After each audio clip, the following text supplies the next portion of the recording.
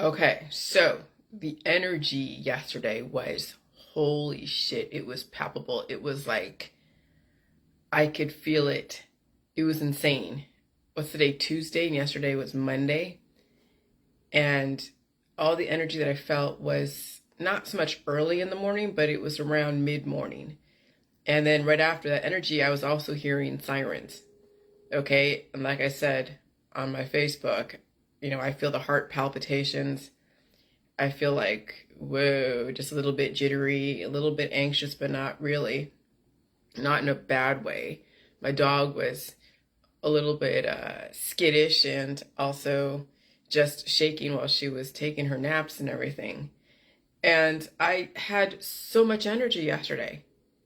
And so did she, because she was doing a bunch of circles as I was writing my stuff into the late evening hours. And then I'm still up at 4 in the morning. And so it's just like, yeah, I mean, this is amazing energy. Well, yesterday I had a little tiny ear pain, like a little tiny ear pain. It just came and went. I felt the frequency shift. It was kind of interesting. It was really interesting. And so anyway, so I'm just like marveling at how we are in such a crazy, invisible type of conflict. And so I was writing about the Freemasons and everything. And I've been writing about the Freemasons for a long time. Okay.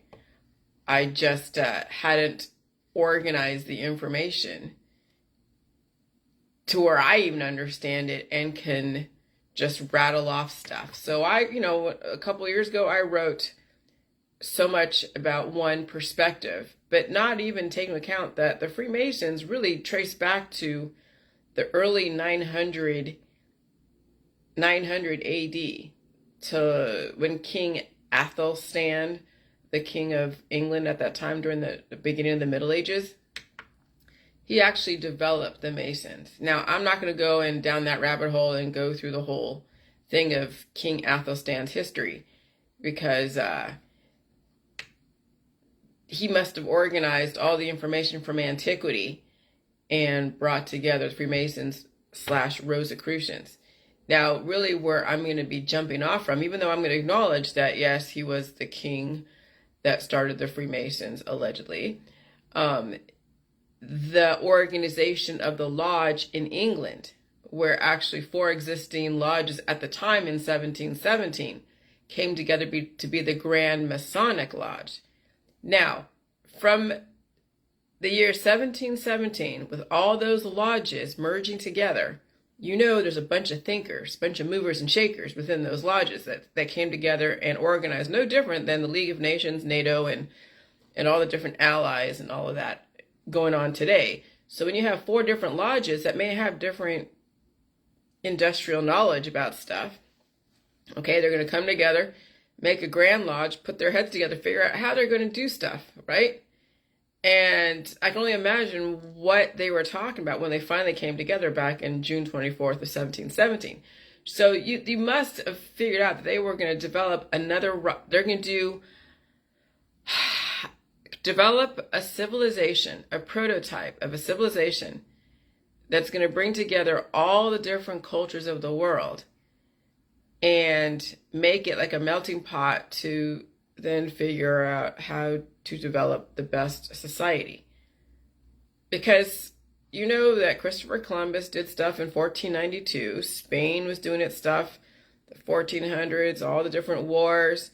There's enough history for even the founding fathers to figure out how they're going to develop something extraordinary and what they're going to start and embark on.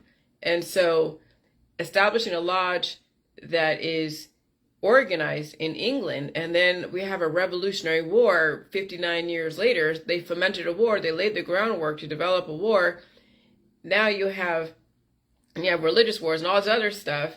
Then you have the Revolutionary War, okay? And then the War of 1812, and all these different wars, okay, which are no different than the wars we deal with today. We had the Afghanistan War, where we invaded Afghanistan. The Iraq War, we have 9/11. And numbers and numerology are all over the Jewish mystics, the Hermetics, the Christian Gnostics. Okay, you see people using numerology. You know that numbers are really influential and they mean stuff. Symbology, they mean stuff in our current society today. Okay, holidays and events and things that are of influential nature seem to have a numerology, behind it, seem to have some kind of meaning behind it. And sometimes a banana is just a banana and that's it. And other times a banana is not a banana, it's a representation of something else. And you have to be discerning to understand when a banana is a banana and when a banana is a representation of something else, okay? And that's difficult because you got to know history, you got to know world history, not just your current state history and country history. You got to know world history because world history is the background. It is the paradigm that sets up your immediate culture. That is ever changing and will change for years to come. Okay? And so the Grand Lodge became the center point of fomenting a war. I mean, now here's a story that I'm going to be telling, because that's going to then establish a pattern of all the wars we've been in, all the crap that we've been dealing with, all the experimentation from the 1930s and 40s where Operation Paperclip came to America, and we have a lot of different scientists doing a bunch of stuff, okay? So there has been such a methodical, progressive stepping stone to get to where we are. And did they ever go off track and get back on track? As far as the inception of America, the Revolutionary War, and you have the 13 colonies and then discovering all this stuff. No, I think it was just a gradual thing. They had a plan and they knew they had enough of the infrastructure in England and in Europe to then establish that. It's like establishing a new petri dish. When a scientist wants to then figure out a new prototype, let's say like a new human or a new animal, it has to bring in all the necessary components and it must develop a buy-in from the components to then give it something to work with and to observe, like the experiments of behavioral sync, where you're taking animals and you're giving them a utopian society and giving them unfettered access to resources and then observing the behaviors. That's exactly what the founding fathers and then all the subsequent people part of the Freemasons were doing, is that they had industry knowledge in their respective areas, and information, esoteric knowledge, was passed down between dynasties and generations. So that's why the King and the Queen of England are really influential, and they did organize and keep together society, even with its own grim history. They're not to be discounted.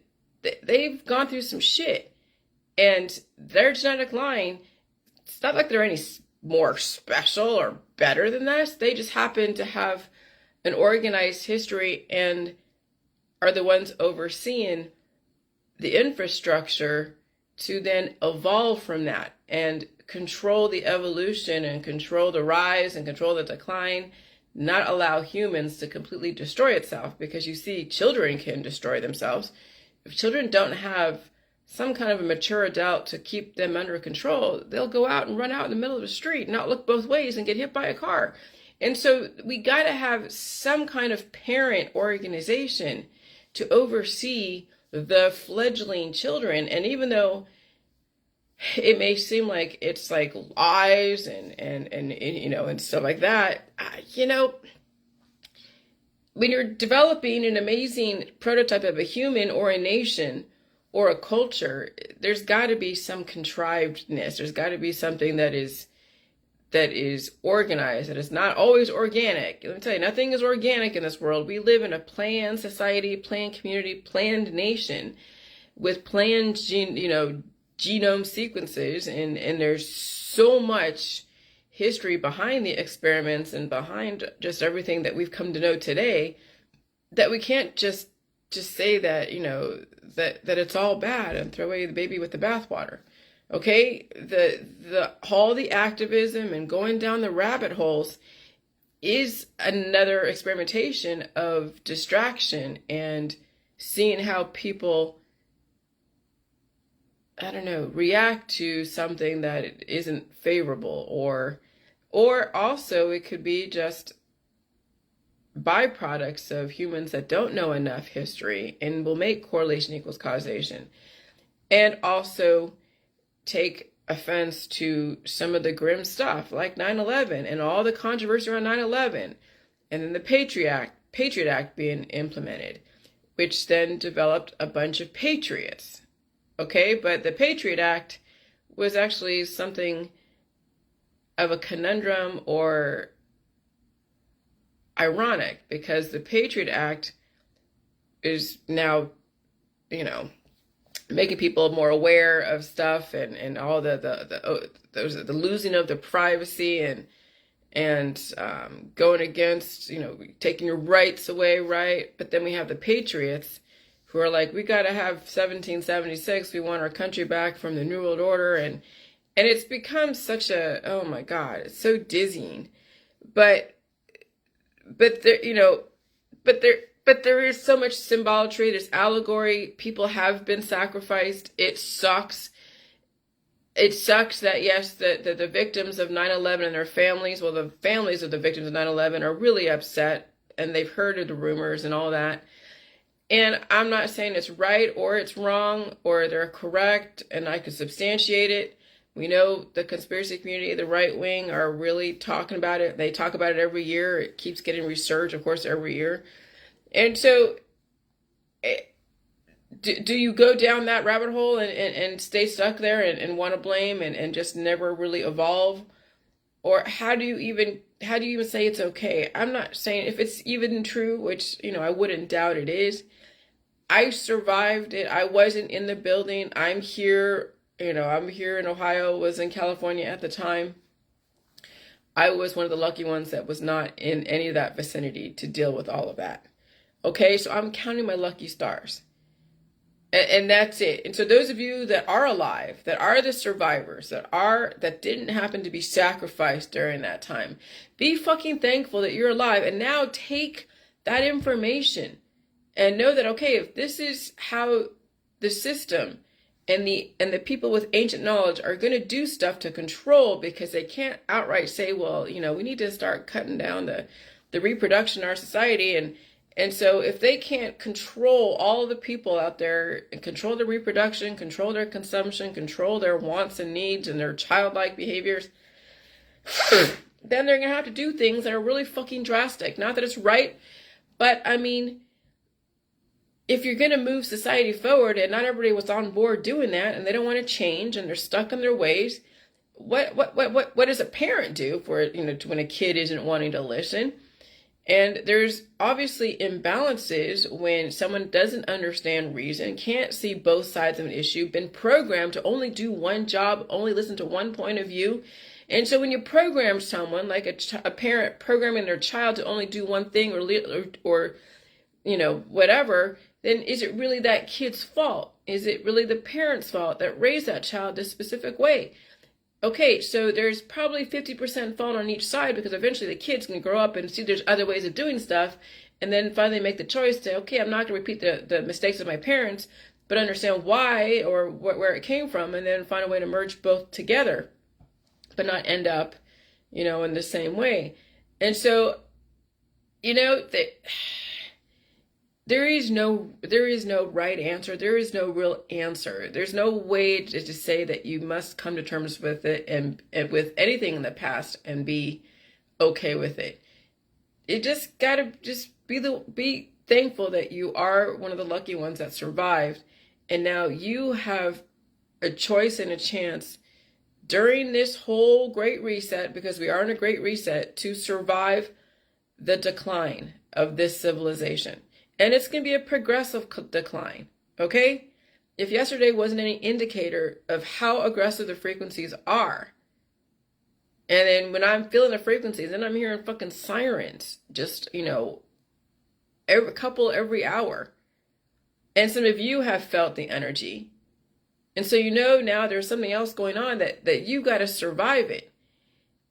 It's irrelevant if you're pissed off back in 2001 when someone passed away. I'm sorry.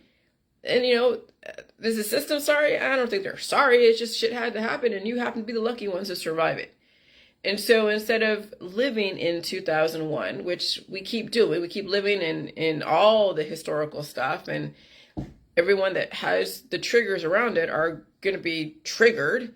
And those that finally move past their own history and their own culture's issues and their own personal human history and their family history, they're going to watch and be like, Jesus. It's like watching children that can't seem to move past, a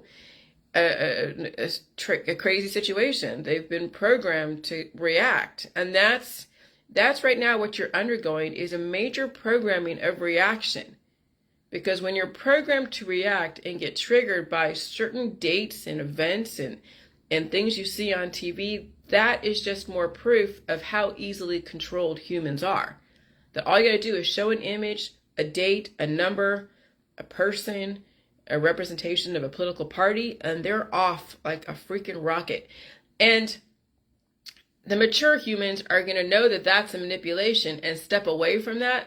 The ones that are still children are going to keep reacting to it, keep pushing their perspective, which, okay, it's relevant, but is it really relevant? Is it really going to make a difference?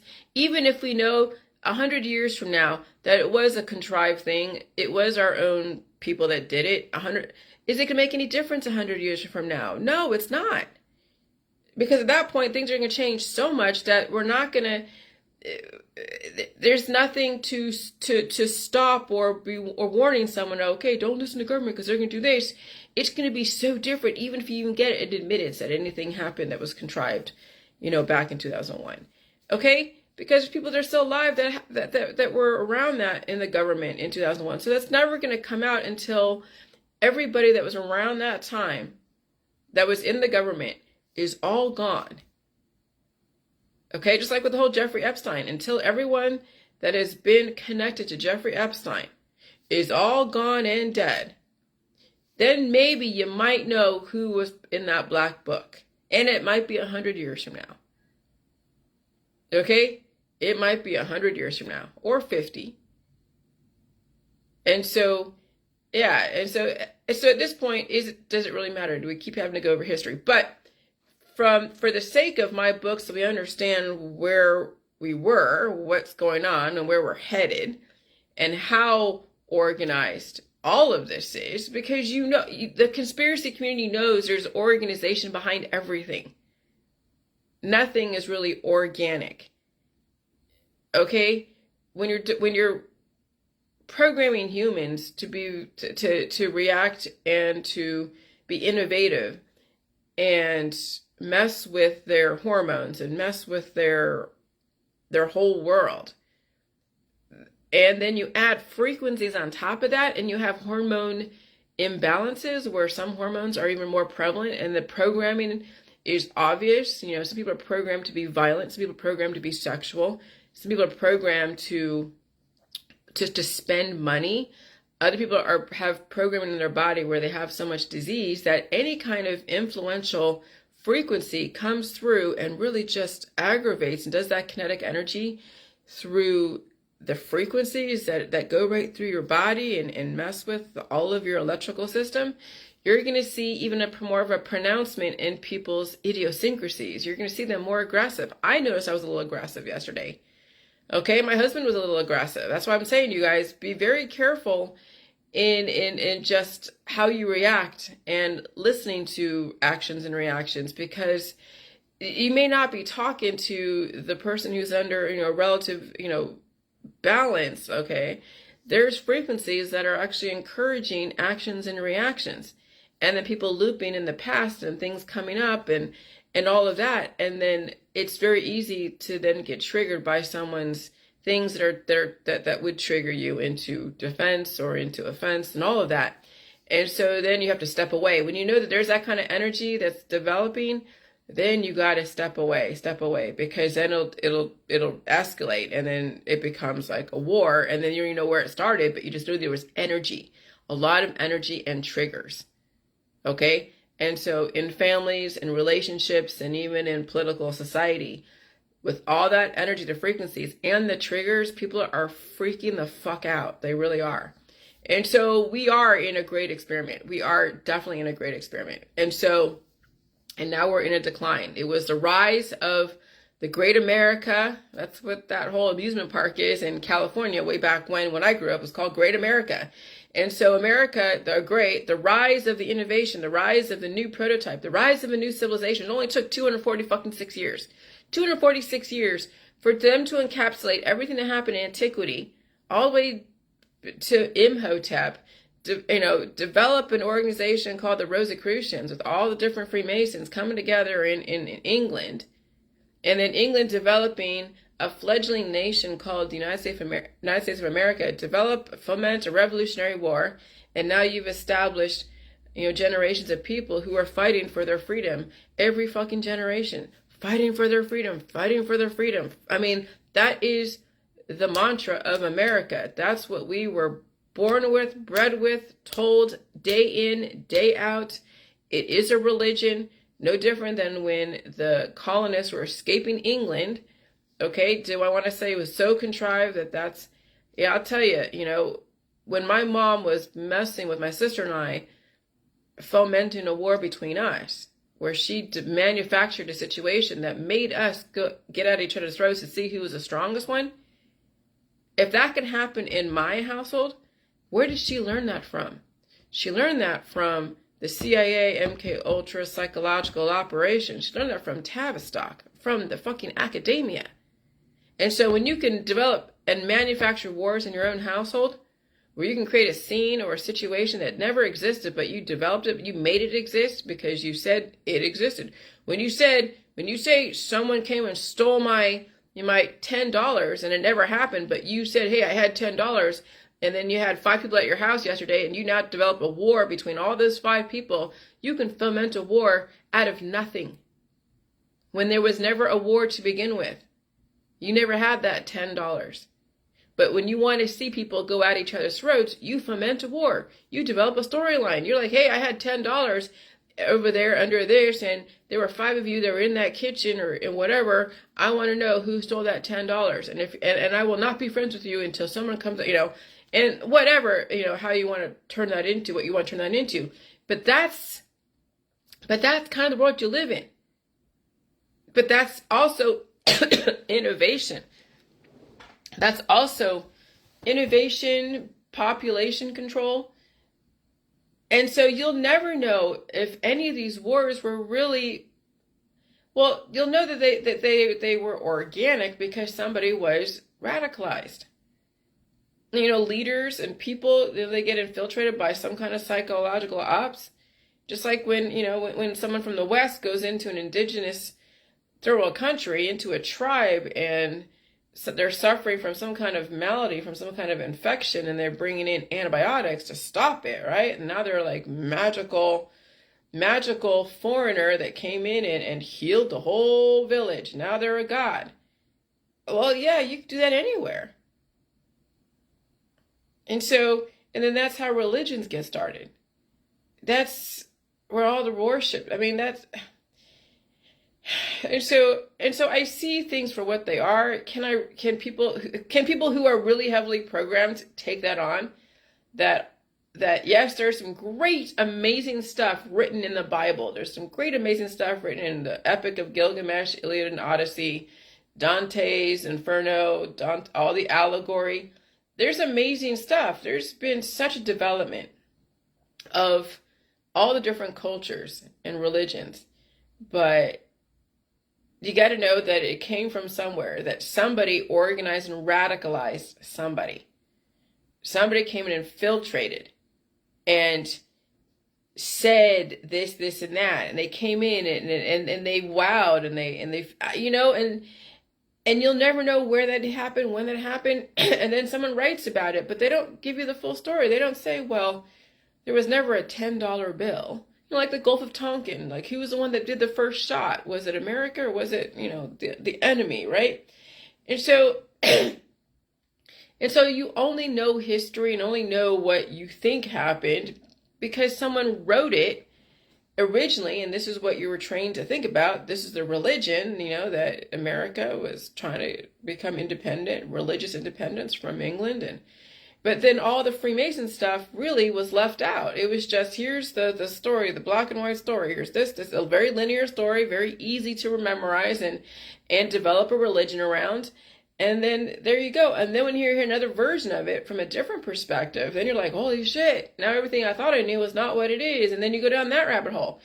And then it becomes black versus white. And then you have another version of it. Then you're like, what the and then you're just like, okay, I don't even know anymore. And that's right now what we're in. We're in kind of like the Tower of Babel, if I'm going to go biblical. We have probably 30 different versions of the same story from 100 people and their different perspectives. Now, which one is right? At this point, since it's history, it doesn't even matter. History repeats itself over and over again because humans keep dying and reproducing. So if you want to know the truth about history, look at what's going on today. If you were to sit in your house and you have 100 friends, like I said again, they all came over and you wanted to foment a war between all of them, you know how easy it is to foment a war between people? All you gotta do is just say someone stole something. Someone did this to me. Someone did that to me. And now a war has started. And then what is your aim with that war? Is it divide and conquer? Do you just want to be alone and you don't want any more friends? I mean, you got to figure out what you're... So that's why that's why you got to be careful of and going down the rabbit holes of activism, because you were fomented to be an activist. And so when I read my Facebook, I'm like, oh my God, look at all the programmed people who are heavily triggered, who have been radicalized by the internet, by the people, by their institution, by their academic instructors at their colleges.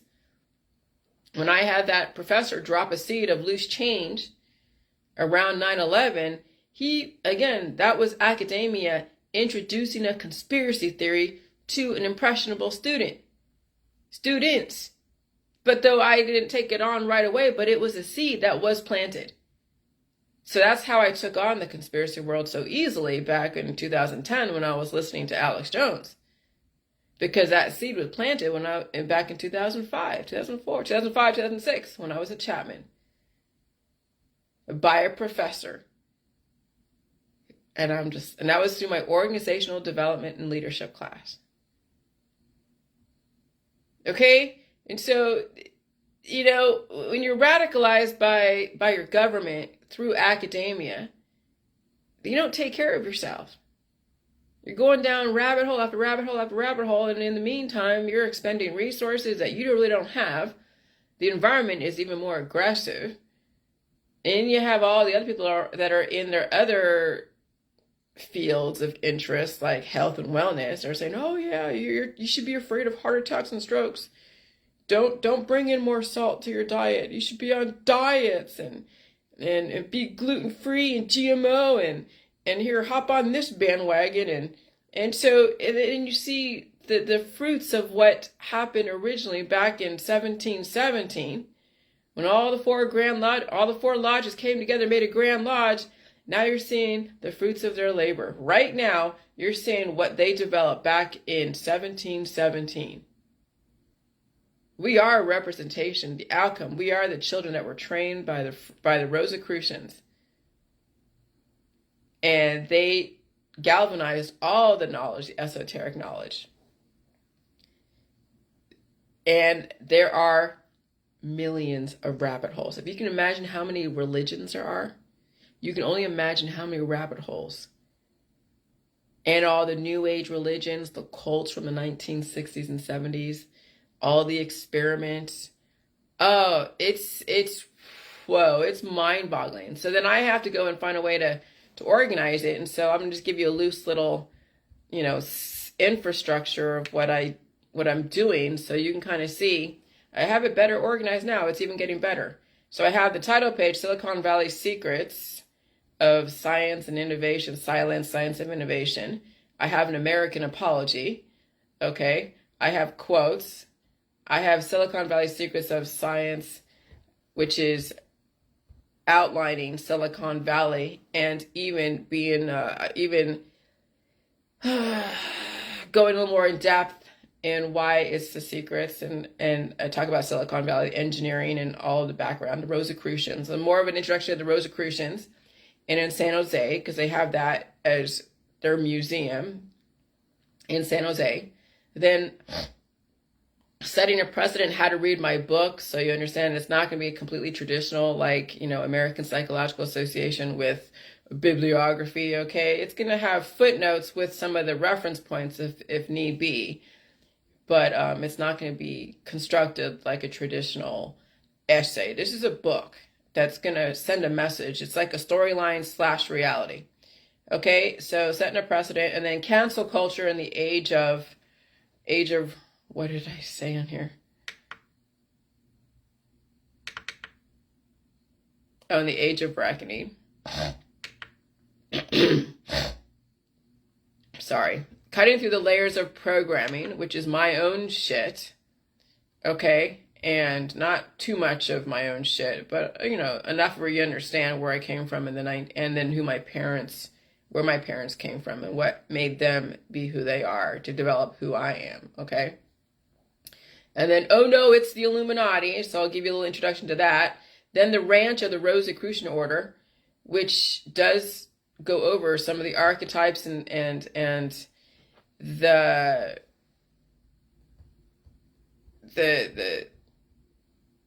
or what is it? The association with George Orwell and Animal Farm, reinventing the evolutionary wheel, and then the United States government biological emotional Rosicrucian order. Okay, so it'll be broken down into different subheadings. And then the alchemist, allegory, and archetypes, and then the order of the Georgia Guidestones, and then I'll go into viral ergonomic programming, which in essence is humans dropping mitochondrial DNA proteins all over the place, which Steve Durgos really just clinched it for me yesterday when he said that it was, what did he say? I'm gonna read it because I did copy and paste what he said.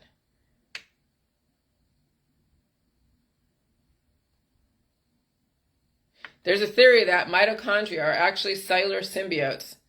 They have their very distinct DNA apart from the host cells. They are of exogenous origin. So yeah, they're detachable. They can go in and upgrade each cell, insert programming. Those are basically the viruses. Mitochondrial DNA are the fucking viruses. They are the things that you see the monsters in our society, in all the aliens movies, okay? And so that right there is going to tell you that, yeah,